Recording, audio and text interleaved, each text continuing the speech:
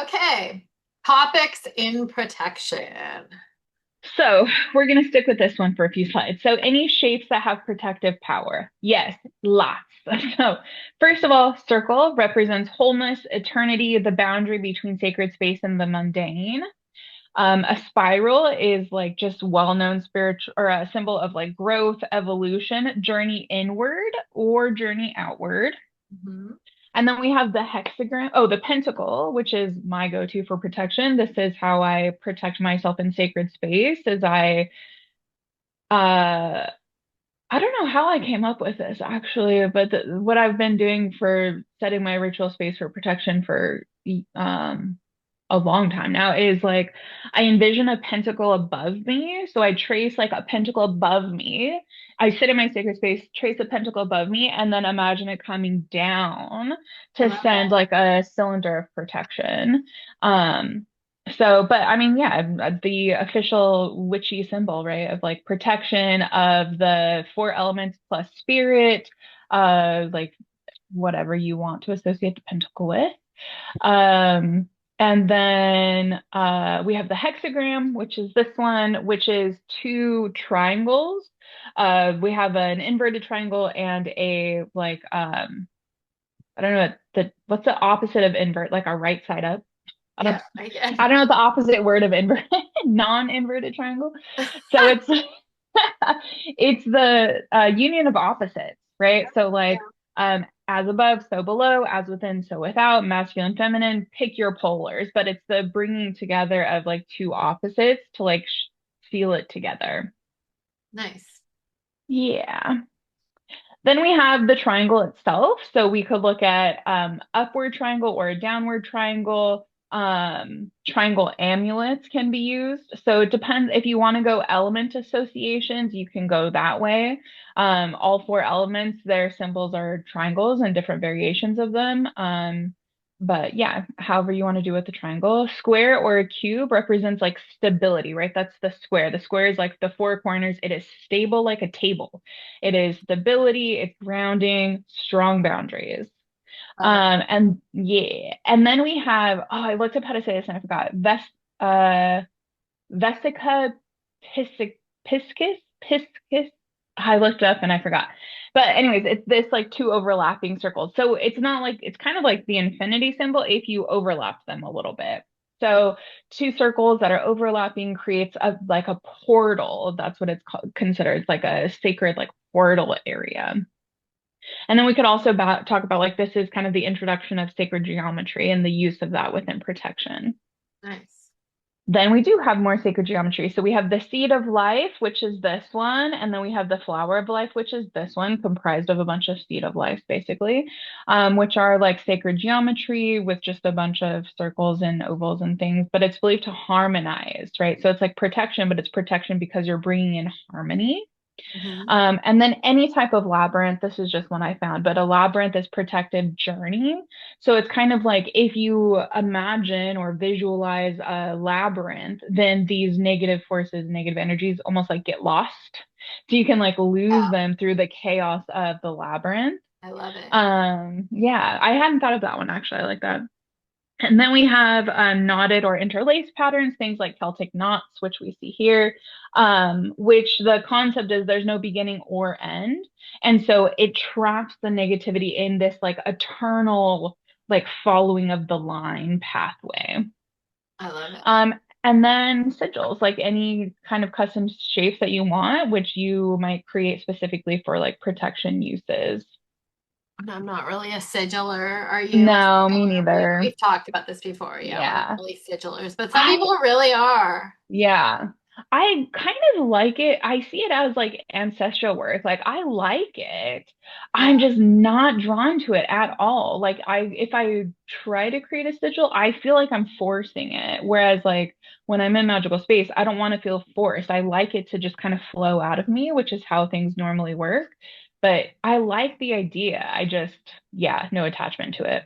Yeah, and maybe I'm not saying that I would never be attached to it, but just not now Yeah, for sure. So, just yeah, just not right now. Not for me, not right and now. I like it. Like I said, I like doing Yeah. looking at my ancestors, but I'm not really Yeah. into like doing.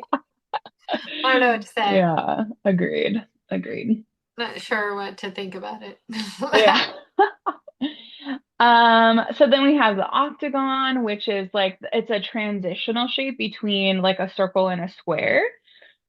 And so it's seen as like a threshold marker, which protection kind of is seen as. Or you can think of it as like a stop sign, right? Like stopping or halting harmful things. Hmm, Then we have the Ouroboros, which is like this serpent. And so it's a snake eating its tail, which is just very cyclical. That's the whole thing. It's about like cycles, self-containment, an eternity loop, like protective eternity, an eternity loop. nice. And yeah, I like that one. And then we have the Hamsa. It looks like Hamsa, but when I looked it up, it sounds like Hamsa. So I don't know. But Sorry. this is the hand. Do you know that? I know. Every time I see the hand with the eye, that's what I think of. I know I want eyes tattooed on my hands. Oh, I love it.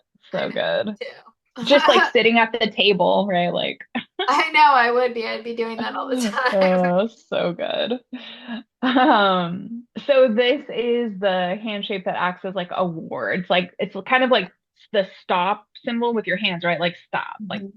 just stop kind of thing. Any other shapes? Do you feel like that's pretty I think exhaustive? that's good. Yeah, Nice. I love it. Yeah, Yep. good ones. Okay. So then we have markings, images, things like that. So with European folk traditions, we have the demon traps, lots of different demon traps, but here's an example. So patterns scratched into like thresholds or near doors to keep spirits, especially like demons and negative spirits from entering, because they typically have to count something within the pattern or they have to trace the pattern. That's the idea is like they're kind of stuck. It's like the concept of the Fae not being able to like move if you spill sugar, right? Because they have to count the granules of sugar before they Yeah. move on. And so it's kind of the same concept. Um, we can also see these traps depicted as like cross hatch lines or like interlocked lines, just anything that looks kind of confusing because that's the whole point is to confuse them. Hmm. And then we have St. Brigid or St. Brigid's cross, which is typically woven. We've made one We've before. done before. And then hung like inside homes or like on the doors, but protects against fire, lightning harm. You talked about her a little bit. And so this is like her symbol. Then we have the Middle Eastern and Mediterranean traditions. So things like red prints on door frames, which you can kind of see here. And so this is used in a lot of Middle Eastern and like North African cultures, typically made with red pigment or henna. And it acts as a ward against like envy or curses or the evil eye. It's almost kind of like a warning. I love that. Um, yeah, I like that too. And then we also have the animal scapegoat symbols. So you would have like a stuffed animal head or like something that symbolizes animal head, even if it's like a skull, especially a skull with horns. Typically the animal is going to be a ram or a bull, and you put it over entrances of doorways to like guard the home or the village potentially. Um, oh, and then we have household spirits, which you talked about a little bit. So Oh, a the lot of Lares. cultures, yeah, a lot of cultures will like carve these or paint these. So we have like the Domovoi, which is the Slavic household spirits. A lot of times they'll like carve these out of wood or something and then put these like by the thresholds. We have the Lares, which you talked about, and which are like the Roman household guardians. And then we also have, I don't know how to say that, and I looked it up but couldn't find it. Zashiki-warashi? Yeah, I don't know, something like that. But that's the Lars. Japanese house spirits. And these ones are interesting because they're always depicted with short bobs and very red, rosy cheeks, which I thought was kind of cute. I love that actually. Yeah, I know, me too. And so just they're like building protectors. And then we also have guardian images, is like roof guardians, which we'll talk about later. So I didn't go into these very much because there's just so much that we're talking about in the future, but these are just, we're going surface level. If you want to go deeper, feel free. Dig in. Yeah. So then we have like Christian, post Christian folk practices, things like the chalk markings, which is, are you familiar with this? No, Oh, yeah, I thought what it was that interesting. is. So 20 plus C plus M plus B plus some number over doorways in chalk, which you see here. Huh? And the idea is this invokes like the magi or like the protective blessing. And the concept is you're supposed to renew it every year. So at the end of the year, you wipe off the chalk and then you rewrite it, which we see in other traditions as well. But the C, M, and B are there's a couple variations. So it's the three magi, the Caspar, Melchior, and Balthazar, which are like the three like magicians basically in like Christian lore, shall we say. But it's also believed that it can represent the Latin phase, which means like Christ bless this house. So the numbers are, either to represent the Latin phase or like the three magicians essentially. And then the 20 is for the year, and then the last number is also for the year. So if it was this year, It would be you would do 20 2025. plus C plus M plus B plus 25. Yeah. Interesting. And that's why you have to redo it every year, is because you have to change the number. Yeah. Interesting. Yeah. Yeah. So pretty cool. That is And then we also have like crosses that are drawn over doorways, which we see a lot in like religious, like Christian traditions, but also in like folk traditions that have kind of like Christian bases. Okay, so then we have like northern and indigenous traditions. So we have the Ojibwe. Is that how you say Ojibwe. that? Yeah. Ojibwe, yeah.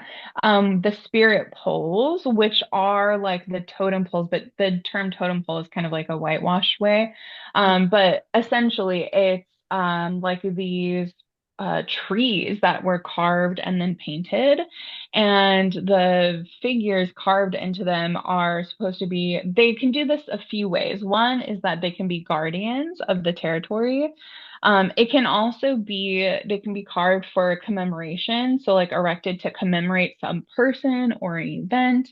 They can be carved to showcase a family's lineage, or some type of like social status of the family within the community. But a lot of times it's for like protection, to like watch over the land and protect.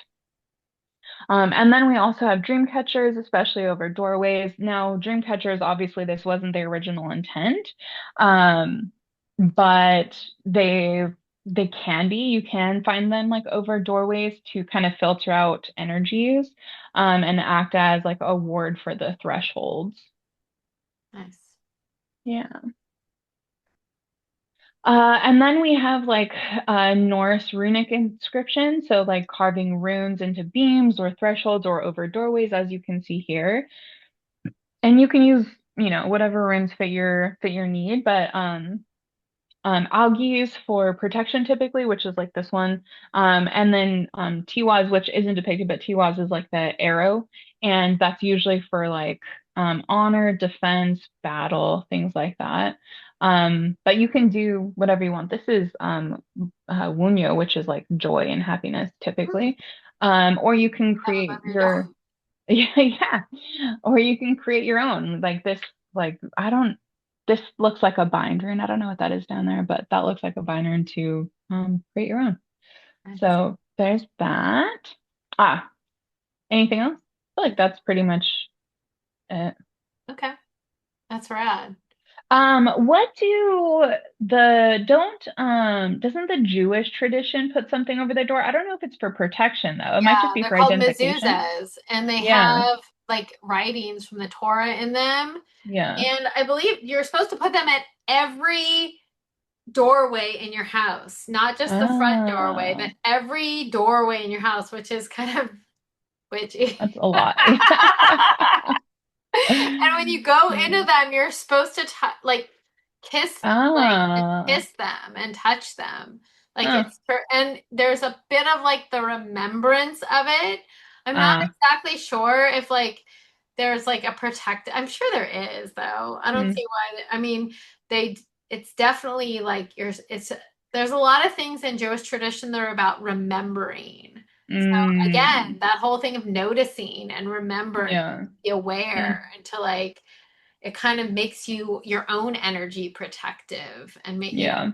so Mm, let me see very if nice. Mezuzahs are protective in and of themselves while you go on. So So, they are. So just oh, okay. interesting. So Yeah. mezuzahs are believed to provide spiritual protection to a home and its inhabitants, acting as a spiritual safeguard that evokes divine protection. Very nice. Yeah, very nice. That's cool.